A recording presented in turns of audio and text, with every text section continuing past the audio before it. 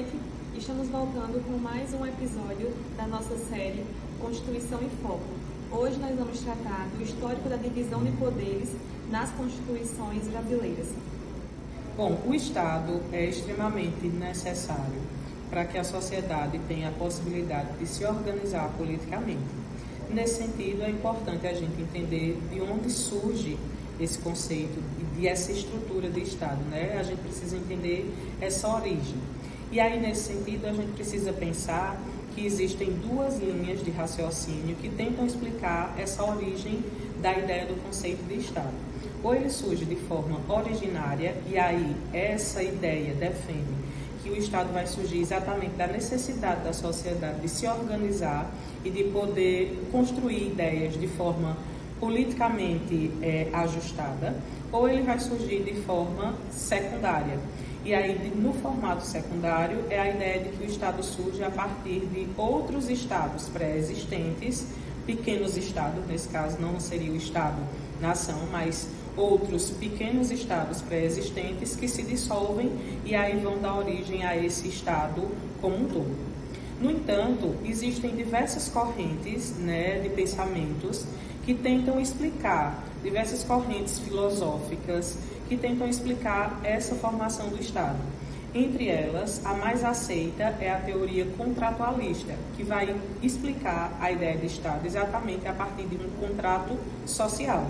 Neste meio termo, nesta corrente majoritária que defende essa estrutura do Estado, nós temos como figuras centrais Thomas Hobbes, John Locke.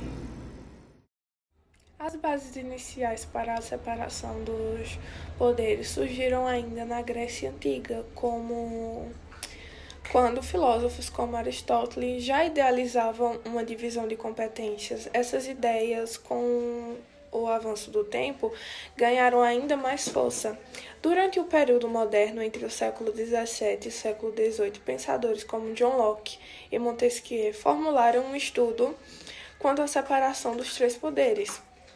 John Locke, ele teorizou em sua obra, segundo o Tratado sobre o Governo Civil, visando evitar o abuso de poder a partir da separação dos poderes entre poder legislativo, poder executivo e poder federativo, estes voltando para relações exteriores.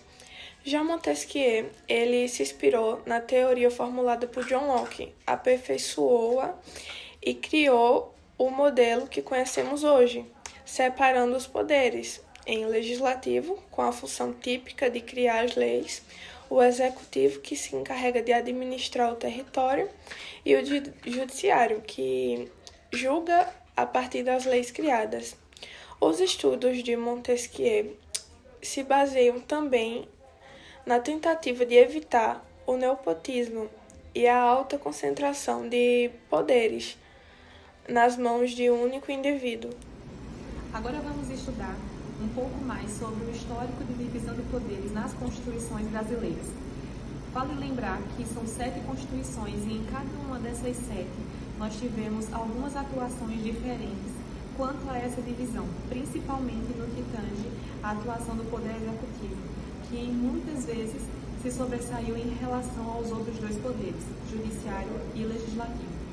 Na Constituição de 1824, a nossa primeira Constituição, outorgada por Dom Pedro I, houveram 4 poderes: o Poder Executivo, formado pelo Imperador e seus ministros, o Poder Legislativo bicameral, formado pelo Senado e pela Câmara, porém a Câmara tinha um funcionamento um pouco mais diferente, porque poderia ser dissolvida quando o Imperador bem quisesse. O Poder Judiciário, que era formado por juízes e tribunais, e o diferencial dessa Constituição, o 4º e último poder, o poder moderador, que servia especialmente para que o imperador pudesse controlar os outros poderes e determinar como seria a sua atuação, ou não atuação, no caso da Câmara, que poderia ser dissolvida quando ele bem quisesse.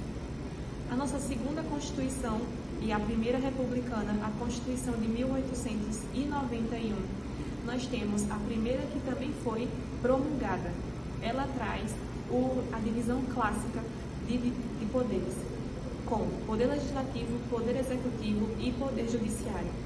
O principal ponto dessa Constituição é também a formação do STF, ou Supremo Tribunal Federal, que surge como o guardião da Constituição. Partindo agora para as constituições do século XX, nós temos a Constituição de 1934, que surge como aquela Constituição que aprovou o voto feminino e instituiu também a Justiça do Trabalho. Nela nós temos a formação clássica de divisão dos poderes em Poder Legislativo, Executivo e Judiciário. E agora, o auge da Era Vargas, que é a Constituição de 1937, que, ainda que fosse formada como os três poderes tradicionais, houve uma sobreposição do Executivo em relação ao Judiciário e ao Legislativo. No Legislativo, nós tivemos a dissolução da Câmara e tivemos o Judiciário subjugado ao Executivo. Ou seja, a formação clássica de divisão de poderes foi extinta. Bom, agora a Constituição de 1946, que é de todas as constituições passadas, a que mais traz uma sensação de democracia e de estabilidade política, social, econômica e judiciária para a sociedade brasileira. Nela nós temos a manutenção, ou melhor, a reforma do sistema de divisão de poderes com o Poder Legislativo, Executivo e Judiciário.